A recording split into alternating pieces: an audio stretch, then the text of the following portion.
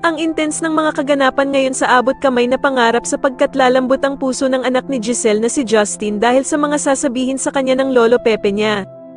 Dito nga ay tuluyan ng makakausap ni Don Pepe ang apo niyang si Justin, at dito nga ay pakikiusapan niya ito tungkol sa ina nitong si Giselle.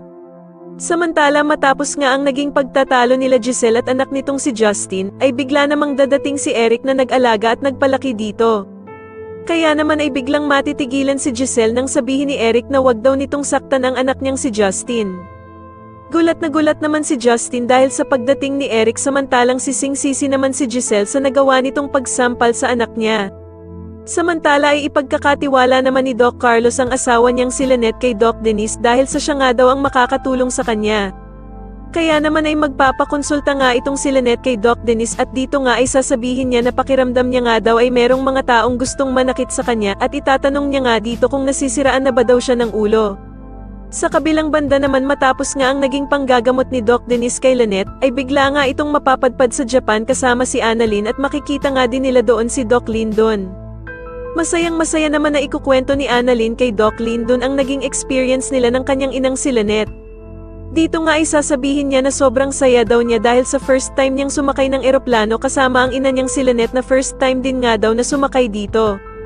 Samantala ay bigla namang tatanungin ni Doc Lyndon si Annalyn kung ano ba daw ang unang naiisip nito kapag nababanggit ang salitang Japan. Sasagutin naman siya ni Annalyn na ito daw ay walang iba kundi ang Mount Fuji. Kaya naman ay biglang yayayain ni Doc Lyndon ang mag-ina na pumunta doon at dito nga ay magpapakain pa sila ng mga bibe.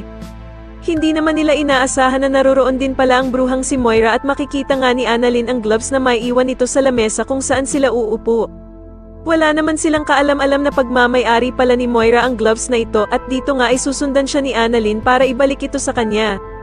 Sa kabilang banda naman ay tatanungin ni Eric si Justin kung ano na daw ang plano nito matapos nang malaman ni Giselle na siya ang anak nito. Pero sasagutin naman siya ni Justin na wala daw siyang ibang balak dahil sa kinalimutan na niya ang ina niya at pinatay na nga daw niya ito sa isipan niya. Sa tingin niyo ano na naman kaya ang binabalak ng bruhang si Moira sa pagsunod nito sa Japan kila Annalyn at Lynette? Mas lalo na nga talagang nagiging exciting ang mga susunod na kaganapan kaya naman ay mas lalo pa nating abangan ang mas lalong gumigandang abot kamay na pangarap. Maraming salamat po sa inyong panonood at sana po ay masubscribe niyo ako. Maraming salamat po.